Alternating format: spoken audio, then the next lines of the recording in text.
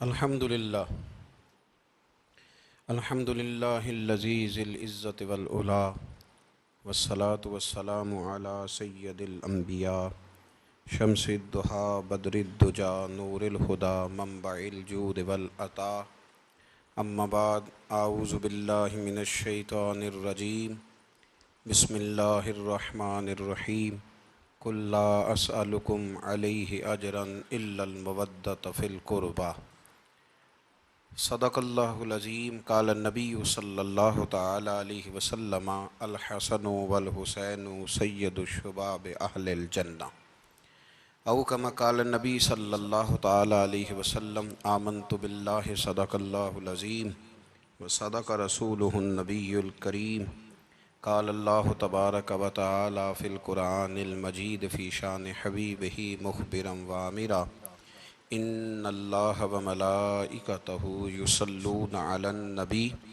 یا ایہا الذین آمنوا صلوا علیہ وسلموا تسلیما الصلاة والسلام علیک یا سیدی یا رسول اللہ وعلی آلک واصحابک یا سیدی یا حبیب اللہ الصلاة والسلام علیک یا سیدی یا رحمۃ للعالمین وعلی آلک واصحابک یا خاتم النبیین اللہم صلی علی سیدنا و مولانا محمد معدن الجود والکرم وآلہ وصحبہ وبارک وسلم۔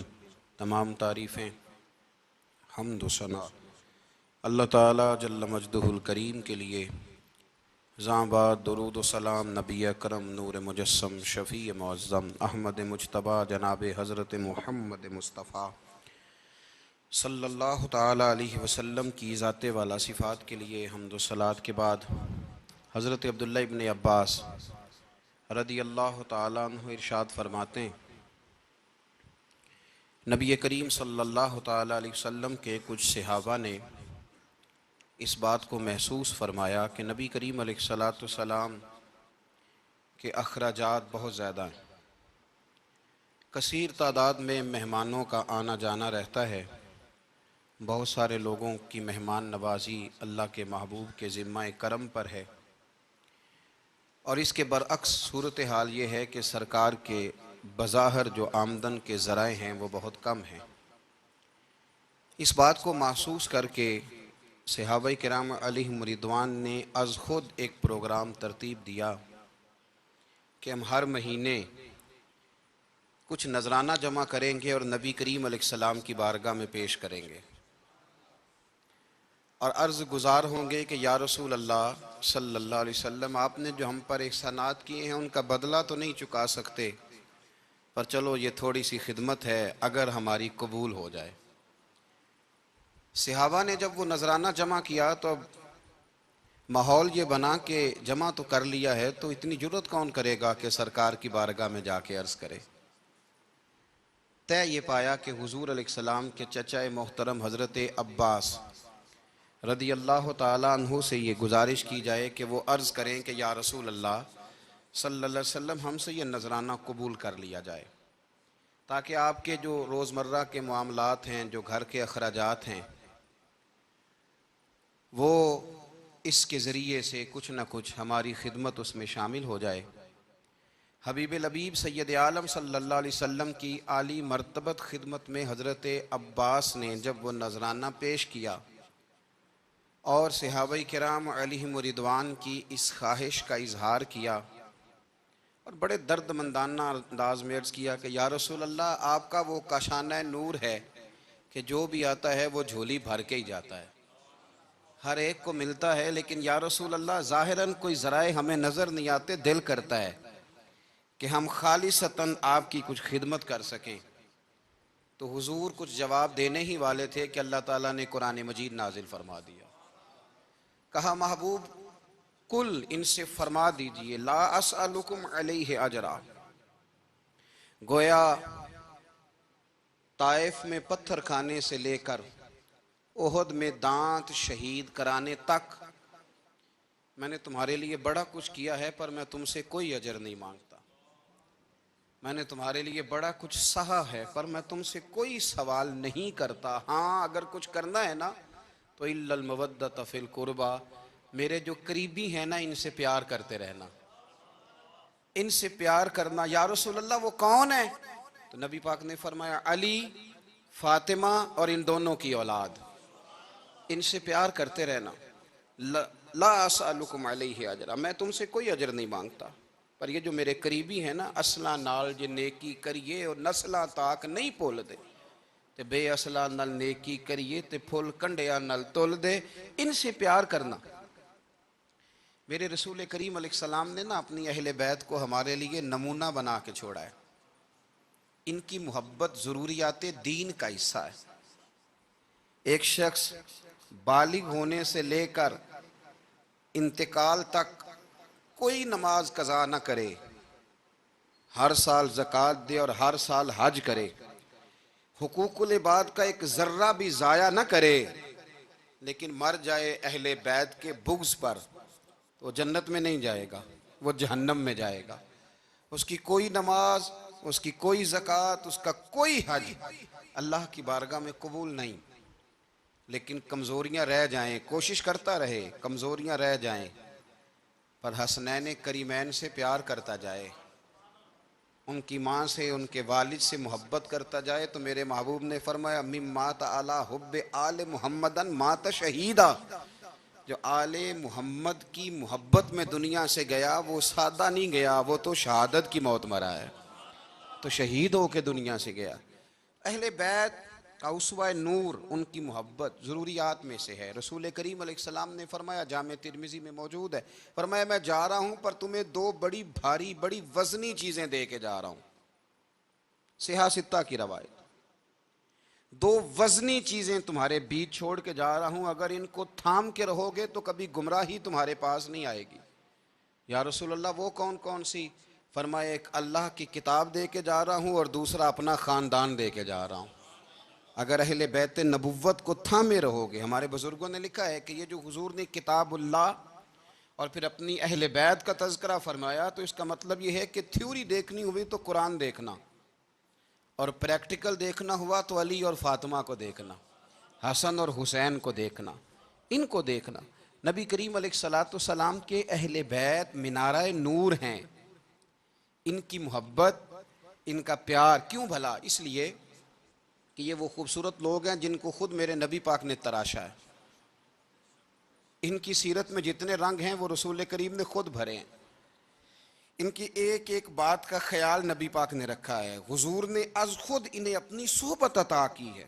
زیادہ دور نہیں تھا سیدہ فاطمہ کا گھر، مسجد نبوی کے ساتھ تھا، اللہ کے رسول دن میں 2 دفعہ جایا کرتے تھے، پھر بھی کبھی کبھی فرماتے فاطمہ میرا دل کرتا ہے آج میں رات تیرے گھر میں قیام کروں، تو سیدہ فاطمہ الزہرا فرماتی ہیں کہ آمنہ کے لال اس طرح بھی میرے گھر میں قیام کرتے تھے کہ حضور چارپائی پہ لیٹتے تھے تو ایک کندھے پہ امام حسن کا سر ہوتا تھا اور دوسرے پہ امام حسین کا سر اقدس ہوتا تھا، اور فرماتی ہیں رات کو کبھی حسنین کریمین دودھ مانگتے تو میں اٹھتی دودھ دینے کے لیے، تو حضور فرماتے لیٹ جاؤ آج میرے ساتھ سوئے ہیں تو دودھ بھی میں ہی پلاؤں گا، تو محبوب اٹھتے ان کے لیے دودھ لاتے برتن سے نکال کے۔ حضور نے انہیں وقت دیا اور پھر ان کی چھوٹی چھوٹی چیزوں کا خیال رکھا، صحیح بخاری میں موجود ہے، تربیت پر توجہ دی۔ امام حسین تشریف لائے، ابھی عمر مبارک 7 سال کے قریب تھی، مسجد نبوی میں صدقے کی کھجوروں کا ڈھیر لگا ہوا تھا۔ چھوٹا بچہ جو ہوتا ہے نابالغ، اس پر شریعت کے احکامات نہیں آتے، صدقے کی کھجوروں کا ڈھیر تھا مسجد نبوی میں۔ یہ تربیت ہے، یہ ٹریننگ ہے جو اللہ کے محبوب نے خود انہیں عطا فرمائی۔ صدقے کی کھجوروں کا ڈھیر تھا، امام حسین حضور کے ساتھ آئے تو امام علی مقام نے ایک کھجور اٹھا کے منہ میں رکھ لی۔ شارحین نے لکھا ہے لگتا یہ ہے کہ کئی دنوں کی بھوک تھی، کیونکہ یہ فاقہ اہل بیت کا بڑا محبوب ہے، مجبور نہیں تھے، وہ تو خزانوں کے مالک تھے، پر غریبوں سے محبت کی وجہ سے فاقے کیا کرتے تھے، یہ ان کی پسند ہے فاقہ کرنا۔ تو ایک کھجور امام علی مقام نے رکھ لی تو اللہ کے رسول نے گلے میں انگلی ڈال کے نکال دی، فرمایا حسین یہ صدقہ ہے، یہ میری اہل بیت کے لیے درست نہیں ہے۔ حضور نے خود تربیت کی، اور پھر سیدہ فاطمہ الزہرا نے نا اپنے بچوں کو تراشا، ان پر محنت کی۔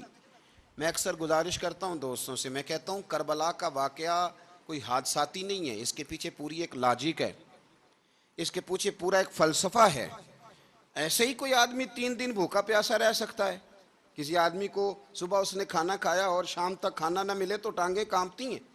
رمضان المبارک میں عبادت کی نیت سے روزہ رکھنے والے بھی شام کو بڑے پریشان ہو جاتے، اور مسلسل 3 دن کھانا نہ کھایا جائے اور پانی نہ پیا جائے، اور حال یہ ہے کہ وہی آدمی تلوار لے کے میدان میں نکلے اور اس کی حالت یہ ہو کہ لوگ اس کے آگے دوڑنا شروع کر دیں، ہزاروں کی فوجیں تاب نہ لا سکیں۔ علی کا گھر بھی وہ گھر ہے کہ جس گھر کا ہر ایک بچہ جسے دیکھو وہی شیر خدا معلوم ہوتا ہے۔ یہ کوئی آسان ہے؟ اس کے پیچھے پوری ایک اس کے پیچھے فلسفہ ہے۔ امام راضی کی تفسیر کبیر دیکھیے گا، امام راضی کہتے ہیں کہ سیدہ فاطمہ الزہرا رضی اللہ تعالی عنہ کے دونوں شہزادے حسنین کریمین بیمار ہو گئے تو سیدہ نے منت مانگی کہ بچوں کو شفا ہوگی تو 3 روزے رکھوں گی۔ شفا ہو گئی، روزے بھی رکھ لیے، اور جب مولا علی شیر خدا روزہ رکھنے کے لیے بیدار ہوئے، سیدہ فاطمہ الزہرا بیدار ہوئیں تو امام حسن اور حسین بھی اٹھ گئے، 7-8 سال کی عمر، اماں جی ہم نے بھی رکھنا ہے۔ صبح کھجور اور دودھ سے روزہ رکھ لیا گیا۔ عین افطاری کے وقت مولا علی کہتے ہیں فاقے چل رہے تھے، کہیں سے میں جوں لایا تھوڑے سے، سیدہ فاطمہ الزہرا نے پیس کر روٹیاں پکائیں۔ وہ وقت جو بڑا مشکل ہوتا ہے افطار کا، کہتے ہیں اس وقت جب کھانے کے لیے بالکل ہاتھ آگے بڑھنے لگے اور امید تھی کہ ابھی سیدنا بلال اللہ اکبر کہیں گے تو روزہ کھلے گا، لیکن ابھی چند ہی منٹ رہتے تھے کہ دروازے پر ایک فقیر نے صدا دی، کہنے لگا سارے مدینے کے دروازے کھٹکھٹا آیا ہوں، قحط ہے، فاقہ ہے، اے رسول اللہ کے خاندان والو، میں یتیم ہوں، کسی نے بتایا ہے کہ اور کوئی دروازہ کھلے نہ کھلے سیدہ کا دروازہ تیرے لیے ضرور کھلے گا، کیا یتیم کو روٹی ملے گی؟ تو حضرت مولا علی نے بچوں کی طرف دیکھا ہی تھا کہ امام حسن ساری روٹیاں جا کے دروازے پہ دے آئے، کھجور اور پانی سے افطار ہو گیا۔ صبح پھر کھجور اور دودھ سے روزہ رکھا۔ امام راضی کہتے ہیں عین وہ وقت جب افطار کا ٹائم آیا تو پھر دروازے پہ کسی نے صدا دی، کہا اے رسول اللہ کے خاندان والوں میں مسکین ہوں، رات سے روٹی کھائی ہے، نہ صبح کھا سکا نہ دوپہر، کسی نے بتایا ہے کہ اس دروازے سے خالی کوئی نہیں جاتا۔ امام حسن نے پھر سارا لنگر اٹھایا اور پھر جا کے دے دیا۔ تیسرا دن پھر ہوا، مجھے لگتا ہے کہ جب افطار کا ٹائم آیا ہوگا نا تو یہ خود ہی سارے دروازے پہ دیکھتے ہوں گے، یہ کوئی آیا نہیں لینے والا ابھی تک، لگتا ہے کہ نظریں دروازے پہ تھیں۔ عین افطار کے وقت 3 روٹیاں جب جوں کی پک کے آئی تو ایک بھکاری نے صدا دی، کہنے لگا میں قیدی ہوں، آج ہی قید سے رہائی ملی ہے، پہلے دن کسی کے دروازے پہ صدا ملی ہے، دی ہے روٹی ملے گی۔ امام حسن وہ کھانا دے کے واپس لوٹے، کھجور اور پانی سے افطار ہوا، اور جیسے ہی مسجد نبوی میں تینوں باپ بیٹا نماز پڑھنے گئے تو مولا علی کہتے ہیں مجھے بتانا نہیں پڑا، رسول کریم نے میری طرف دیکھ کے فرمایا علی تیرا، فاطمہ کا، حسن اور حسین کا 3 دن والا عمل خدا کو بھی بڑا پسند آیا ہے اور محمد مصطفیٰ کو بھی بڑا پسند آیا، وہ بڑا پسندیدہ عمل۔ میں کہتا ہوں کہ حضرت فاطمہ نے نا ان کی تربیت پہلے ہی کر دی تھی، 3 دن بغیر افطار کے روزہ رکھنے کی، وہ ٹریننگ گھر سے ہو چکی تھی۔ اب میدان کربلا میں 3 دن بھوکا پیاسا رہنا ان کے لیے مشکل نہیں تھا، وہ تو ان بچوں کے لیے مشکل ہوتا ہے جو کھانا دیر سے پکنے سے برتن توڑنے شروع کر دیتے ہیں۔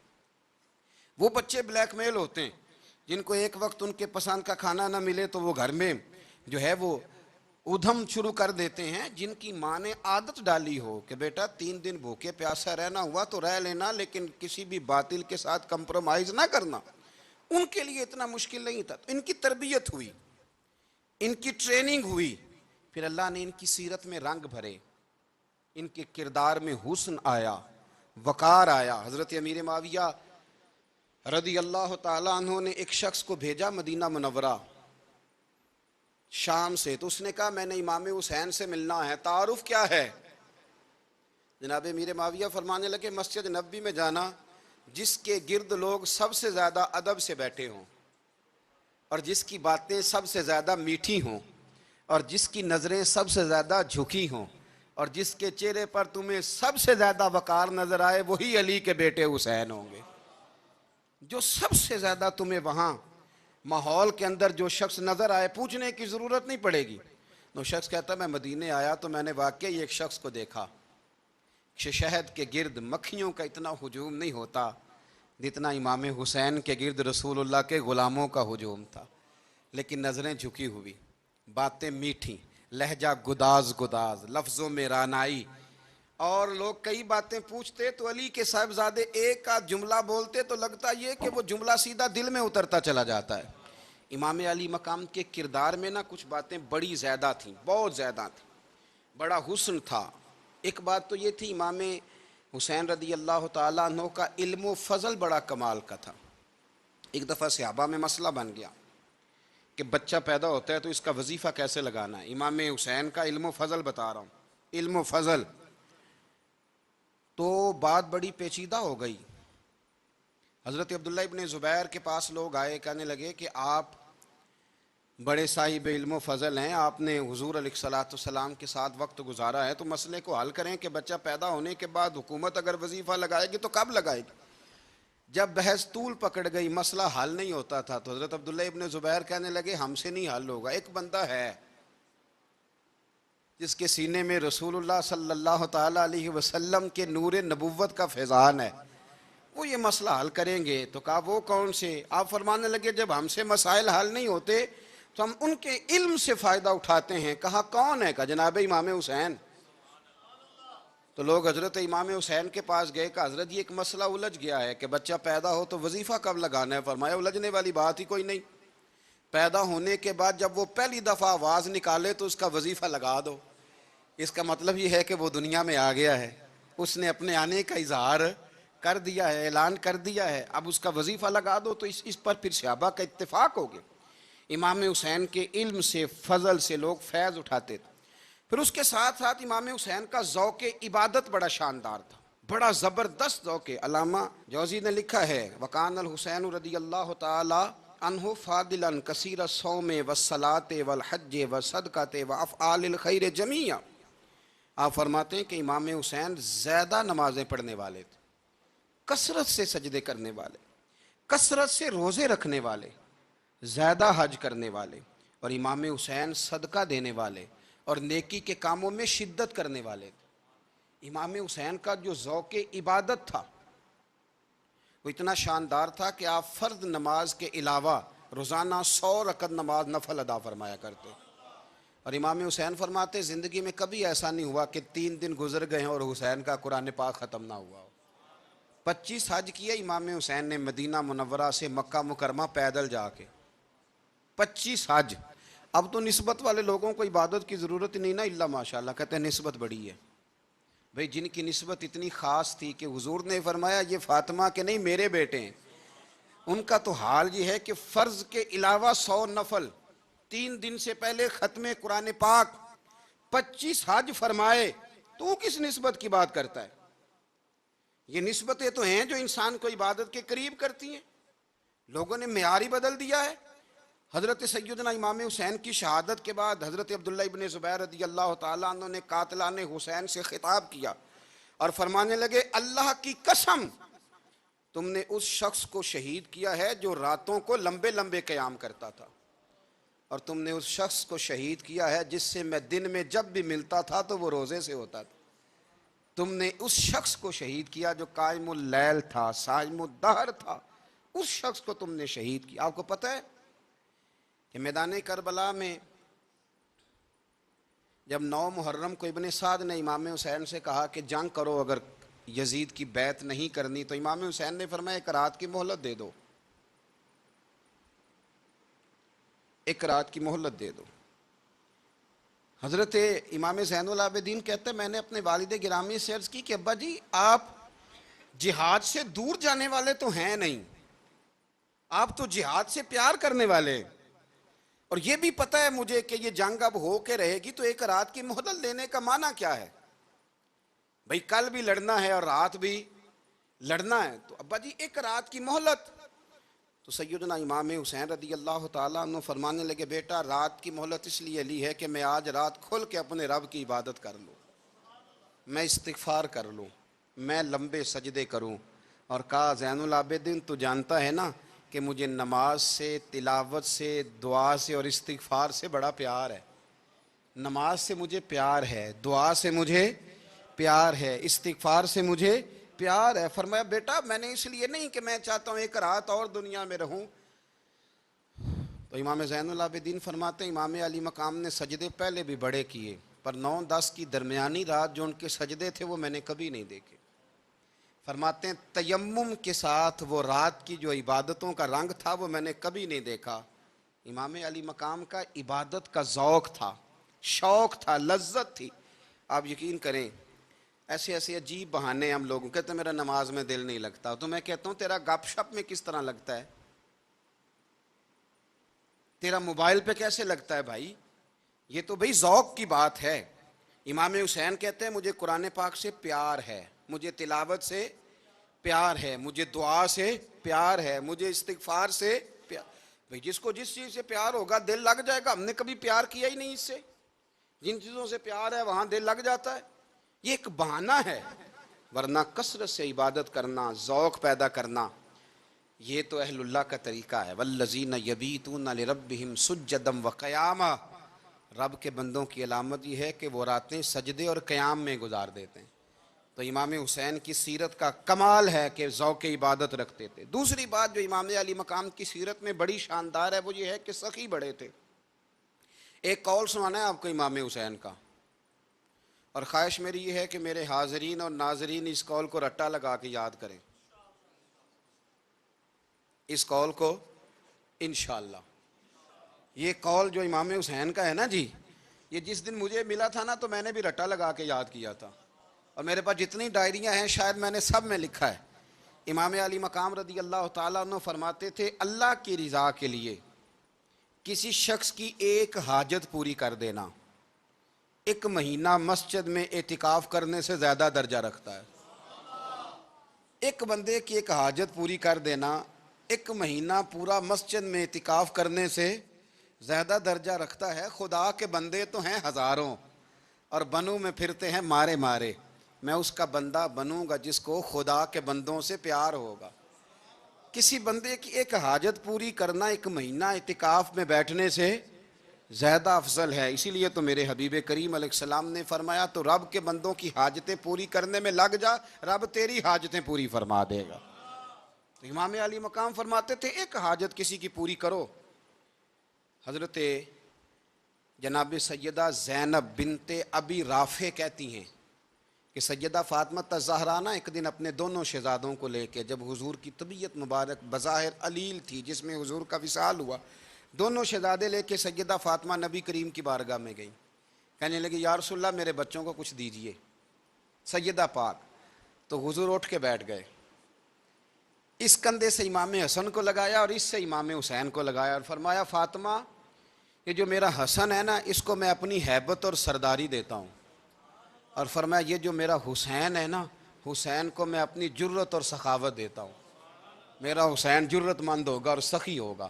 داتا گانج بخش علی حجویری، امام الاولیاء، سید الاصفیاء، داتا صاحب کشف المعجوب میں فرماتے ہیں ایک دن نا امام حسین کے پاس ایک شخص آیا بڑی دور سے کچھ مانگنے کا، حضور کچھ دیجئے۔ وہ شخص کہتا ہے کہ میرا ظرف یہ تھا کہ 4-5 دینار ملیں گے۔ تو امام حسین فرمانے لگے تھوڑی دیر بیٹھ جا، رزق آ رہا ہے۔ تو امام حسین کو حکومت وقت کی طرف سے نا 5 تھیلیاں ملی جس میں ایک تھیلی میں 500 اشرفیاں تھیں، 5 تھیلیاں آئیں، لیکن اس کو آنے میں نا ذرا دیر ہو گئی۔ وہ 5 تھیلیاں جب آئی نا تو امام حسین اس کی طرف 5 تھیلیاں بڑھا کے نا، ذرا دیکھنا میری طرف غور سے، 5 تھیلیاں بڑھا کے نا تو فرمانے لگے میاں جتنا تجھے انتظار کرایا نا اتنی ہم تیری حاجت پوری نہیں کر سکے، تو یہ نہ محسوس کرنا کہ حسین کے دروازے پہ بیٹھا بھی رہا ہوں تو ملا کیا ہے، یہ نہ محسوس کرنا۔ وہ شخص کہتا ہے جب میں نے وہ تھیلیاں کھولی اور پھر میری نظر امام حسین پہ پڑی تو میرے اندر سے آواز آئی اگر حسین ابن علی اتنے سخی ہیں تو محمد عربی کتنے سخی ہوں۔ اگر یہ معیار ان کا ہے، ان کا یہ معیار ہے، اور خود بھیک دیں خود ہی کہیں منگتے کا بھلا ہو، خود کہنے لگے جتنا انتظار کرایا ہے اتنی تیری مدد کر سکے۔ یہ سخاوت کا معیار تھا، یہ طریقہ تھا۔ ایک دفعہ سیدنا امام حسین رضی اللہ تعالیٰ عنہ کہ گھر کے اندر نا 5,000 دینار آئے. مسجد میں تھے, آپ کو 5,000 دینار ملے, تو امام زین العابدین کہتے ہیں کہ مسجد سے لے کر گھر آنے تک امام حسین نے 5,000 اللہ کے رستے میں خیرات کر دی. فرماتے ہیں میں نے کہا ابا جی 5 دینار کی گھر میں ضرورت تھی, مالاں والے سخی نہیں ہوندے تے سخیاں کل مال نہیں ہوندا, ایتھے اوتھے دوویں جہانی سخی کنگال نہیں ہوندا. کہا ابا جی 5 دینار کی گھر میں ضرورت تھی, تو کہتے ہیں مجھے فرمانے لگے بیٹا یہ جن کو میں نے دیا ہے نا یہ گھر کے لیے ہی دیا ہے, یہ گھر کے لیے ہی دیا ہے, جن کو دیا ہے تمہارا کیا خیال ہے, یہ باہر خرچ ہوا ہے, یہ گھر کے لیے ہی ہے. اس لیے کہ جب انسان دوسروں پر شفقت کرتا ہے تو اللہ اس کے گھر پہ رحمت فرماتا ہے. امام حسین کے مزاج میں پہلی بات میں نے ذوق عبادت کی عرض کی. دوسری بات عرض کر رہا ہوں کہ صحابہ حضرت اسامہ بن زید بڑے پیارے ہیں میرے نبی کریم کے, بڑے پیارے.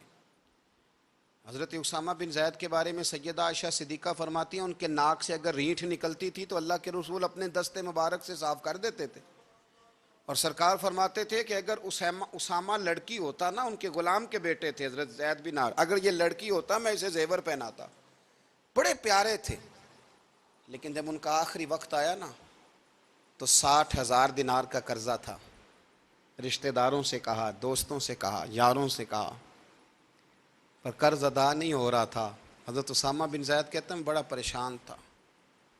جب حد ہو گئی نا تو حضرت اسامہ بن زید فرمانے لگے جاؤ کوئی حسین ابن علی کو خبر کرو, ان سے کہو میں نا غلام ہوں آپ کے نانا کا, مقروض دنیا سے چلا گیا تو کیا بنے گا. امام حسین کو خبر ملی تو دوڑے آئے.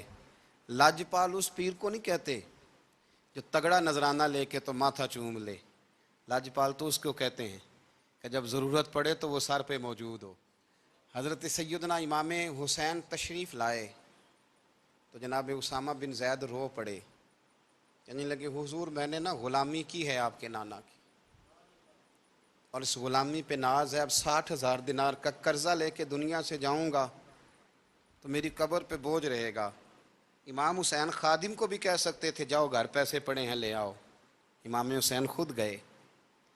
چادر روڑ کے تو اس کی اوٹ میں بکل میں 60,000 دینار چھپا کے لائے اور جناب اسامہ بن زید کے سامنے رکھ کے کہنے لگے اسامہ یار پیسے رات کو ہی آئے تھے, میں سوچ رہا تھا مجھے تو ضرورت نہیں, اللہ نے کس کا نصیب میرے گھر میں بھیج دیا, مجھے تو حاجت ہی نہیں تھی, اب پتہ چلا پیسے تیرے تھے, اللہ نے حسین کی ڈیوٹی لگائی ہے کہ جا کے دے آ.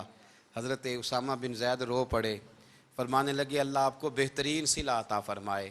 یہ معیار تھا. اور پھر تیسری بات یہ کہ دل کے بڑے صاف تھے. دل بدستاور کے حج اکبر است, از ہزاراں کعبہ یک دل بہتر است.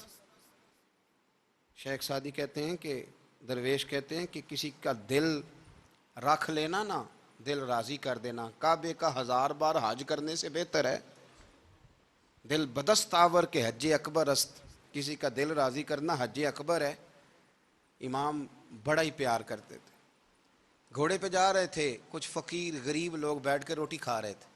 کہاں رہے تھے؟ سڑک کے کنارے. تو امام زین العابدین فرماتے ہیں کہ جب امام حسین گزرے تو انہوں نے آواز دی حضور دل کرتا ہے ہمارے ساتھ بیٹھ کے روٹی کھائیں. کائنات کے مالک و مختار کے نواسے اور دنیا کے سب سے بڑے شہزادے گھوڑے سے اترے اور غریبوں کے ساتھ سڑک پہ بیٹھ گئے, روٹی کھانے لگے اور دیر تک کھاتے رہے. اور جب فارغ ہو گئے تو فرمانے لگے کھانے کی ضرورت بھی نہیں تھی, حاجت بھی نہیں تھی, پر تم نے آواز دی تو دل رکھنے کو بیٹھ گیا تھا, اگر اجازت دے تو چلا جاؤں. یہ مزاج تھا, یہ طبیعت تھی. آپ کے ایک بھائی ہیں چھوٹے, حضرت محمد بن حنفیہ نام ہے, حضرت مولا علی شیر خدا رضی اللہ تعالیٰ عنہ کی دوسری بیوی سے. ایک دن حضرت امام حسین ان کے گھر میں بیٹھے تھے تو کسی بات میں نا اختلاف رائے ہو گیا, تو امام علی مقام ناراض ہو گئے, فرمایا آج کے بعد تیرے گھر نہیں آؤں گا. رومال اٹھایا چلے گئے. لوگوں نے حضرت محمد بن حنفیہ رضی اللہ تعالیٰ عنہ سے کہا حسین تو ناراض ہو گئے, کبھی نہیں آئیں گے. آپ فرمانے لگے بھائی تمہارا ہے کہ میرا؟ جی بھائی تو آپ کے ہیں. فرمایا اگر کہو تو چند منٹوں میں حسین واپس آئے. جناب ناراضگی ہو گئی ہے. فرمایا ناراضگی ہوئی ہے پر میں اس کے دل کی نرمی کو تو جانتا ہوں نا. اس کے مزاج کے اندر جو محبت ہے اس سے تو ابھی آئے کہ جناب وہ کیسے؟ فرمانے لگے دیکھنا ذرا. تو امام حسین نے خط لکھا، حضرت محمد بن حنفیہ نے رکا لکھا، کہنے لگے حسین میرے باپ کا نام بھی علی ہے اور آپ کے باپ کا نام بھی علی ہے، پر ایک فضیلت ایسی ہے جس میں آپ کا مقابلہ نہیں کر سکتا، وہ یہ ہے کہ آپ سیدہ فاطمہ تو زہرا کے لال ہیں، اب محمد مصطفیٰ علیہ السلام کے نواسے ہیں. کہنے لگے بھائی جان آپ نے نانا جان کی وہ حدیث تو سنی ہوگی کہ دو لوگ ناراض ہو جائیں تو جو صلح پہلے کرے جنت میں پہلے جائے گا. فرمانے لگے دل میرا کر رہا تھا کہ پہلے صلح کر لوں، لیکن پھر بڑے بھائی کو پشت کروں گا جنت میں جاتے ہوئے، یہ بھی تو بے ادبی ہے نا. اب خط میں نے لکھ دیا ہے، آپ کا جو ارادہ ہو. امام حسین نے خط پڑھا تو آنکھوں میں آنسو آ گئے، پھر سے رومال اٹھایا. بچے پوچھنے لگے کہاں جا رہے ہیں؟ کہا بھائی کے گھر جا رہا ہوں. کہا آپ تو ناراض تھے؟ فرمایا تھا ناراض پر ہے تو میرا بھائی نا. ہو گئی بات ختم. بڑی دل میں نرمی، طبیعت میں سوز، لہجے میں گداز، لیکن اس کے ساتھ ساتھ امام حسین رضی اللہ تعالیٰ عنہ کا جذبہ جہاد، امام حسین کی استقامت. آج لوگ ادھر ہوتے ہیں جس طرف ہوا کا رخ ہوتا ہے. آج لوگوں کی سوچوں کا زاویہ یہ ہے کہ جدھر رش زیادہ ہوگا ہم بھی ادھر جائیں گے. ہم یہ نہیں دیکھتے حق کس طرف ہے، ہم یہ دیکھتے ہیں رش کس طرف ہے. امام حسین رضی اللہ تعالیٰ عنہ نے رش نہیں دیکھا، حق دیکھا. امام حسین رضی اللہ تعالیٰ عنہ استقامت کے وہ پہاڑ ہیں، معمولی آدمی نہیں تھے. فرزق شاعر کہتا ہے کہ میں نے امام حسین سے کہا تھا، میں نے کہا لوگوں کی تلواریں یزید کے ساتھ ہیں پر دل آپ کے ساتھ ہیں، دل آپ کے ساتھ ہیں. امام حسین رضی اللہ تعالیٰ عنہ نے زمانے کے حالات نہیں دیکھے، حق اور سچ دیکھا. جتنی چیزیں انسان کو کمزور کر سکتی ہیں وہ ساری امام حسین پہ طاری کی گئیں. جتنی چیزیں، وطن چھوڑنا کتنا کو مشکل ہوتا ہے. شالا پردیسی کوئی بھی نہ تھی وے تے ککھ جنہ تو پارے. حضرت سلطان باؤ فرماتے ہیں بچو پردیسی ہونا کوئی آسان ہے؟ جس آدمی کا کسی چھوٹے سے گاؤں میں بھی مکان ہو چھوڑنا پڑ جائے تو روٹا ہے. تو مجھے بتاؤ جس نے اپنا سارا بچپن مدینے میں گزارا ہو. آج جو ایک ہفتہ مدینے رہ کے آتے ہیں ان سے واپس نکلنا مشکل ہوتا ہے، لیکن امام حسین حق کا رستہ تھا، وطن کی قربانی دی، اور معمولی وطن نہیں، مدینے جیسا وطن. اور جب کھڑے تھے نا امام حسین رضی اللہ تعالیٰ عنہ رجب میں نکل رہے تھے مدینے سے، تو کوئی شاعر کہتا ہے دور کھڑے ہو کہ انہوں نے گویا کہا تھا آقا تیرے کرم کے خزینے کی خیر ہو، میں جا رہا ہوں تیرے مدینے کی خیر ہو. امام حسین نے وطن چھوڑا، کوئی لغزش نہیں پیروں میں، کوئی نہیں. شہزادوں والی زندگی تھی، مسجد نبوی کے امام تھے، نبی کریم علیہ السلام کے روضہ اطہر پر تشریف رکھتے تھے، زمانہ حیا کرتا تھا، شان و شوکت تھی، پر حق کے لیے چھوڑا. نکل کر خانقاہوں سے ادا کر رسم شبیری. اور پھر بڑا مشکل ہوتا ہے جس شخص کے ساتھ بچے اور عورتیں ہوں وہ تو یہ کہہ کے لڑائی سے جان چھڑاتا ہے کہ میرے ساتھ فیملی ہے، نہ ہوتی تو تجھے بتاتا. پر امام حسین کو اولاد بھی کمزور نہیں کر سکی، عورتوں کا ساتھ ہونا کمزور نہیں کر سکا. پھر امام علی بھوک کتنا مشکل کام ہے. آج لوگ کہہ نہیں دیتے کہ میں تو اس لیے گناہ کرتا ہوں کہ رشوت اس لیے لے لیتا ہوں کہ بچے چھوٹے ہیں. 10 دنوں کی کم و بیش سفر، 3 دنوں کی بھوک اور پیاس، پر حق کے رستے میں امام حسین کو کوئی چیز کمزور نہیں کر سکی. اور پھر وہ جتنی باتیں لوگ کہہ سکتے تھے وہ ساری کہیں گئیں، ساری. اور آ کے عرض کرنے لگا حضور یہ کوئی معمولی دشمن نہیں، یہ وہ ظالم ہیں جو لاشوں پہ بھی گھوڑے دوڑا دیتے ہیں. تو امام علی مقام فرمانے لگے جو شہادت کا جذبہ لے کے نکلے وہ پھر انجام نہیں دیکھا کرتا. وہ انجام، وہ جتنی چیزیں جو استقامت کے رستے میں آ سکتی ہیں وہ ساری چیزیں رستے میں آئیں، پر امام علی مقام نے کسی چیز کی پرواہ نہیں کی. آج کا مسئلہ یہ ہے کہ آج لوگوں میں استقامت نہیں ہے. رات کو کچھ ہوتے ہیں، سویرے کچھ ہوتے ہیں، دوپہر کو کچھ ہوتے ہیں، شام کو کچھ ہوتے ہیں. ہمارا کل انداز تکلم کچھ اور ہوتا ہے، صبح کچھ اور ہوتا ہے. امام علی مقام میدان میں رہے، ایک میت گھر میں ہو جائے تو کئی دنوں تک آنکھ کھلتی نہیں، ہوش رہتا نہیں. سب سے زیادہ مصائب امام حسین نے دیکھے، سب سے زیادہ، اور گھوڑے پر بیٹھنے سے پہلے پہلے ساری تکلیفیں آپ دیکھ چکے تھے۔ باپ کا جنازہ اٹھانا آسان ہوتا ہے، بیٹے کا جنازہ اٹھانا بڑا مشکل ہوتا ہے، پر امام حسین نے بیٹوں کے جنازے اٹھائے۔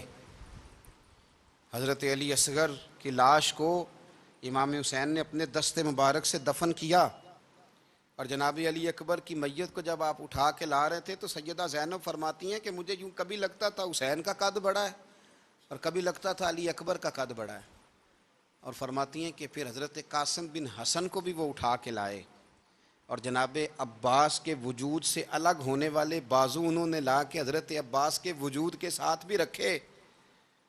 انہوں نے یہ سارا منظر دیکھا، لیکن جب حسین ابن علی اپنی دفعہ گھوڑے پہ سوار ہوئے تو لگتا یہ تھا کہ ان سے زیادہ بہادر کوئی نہیں۔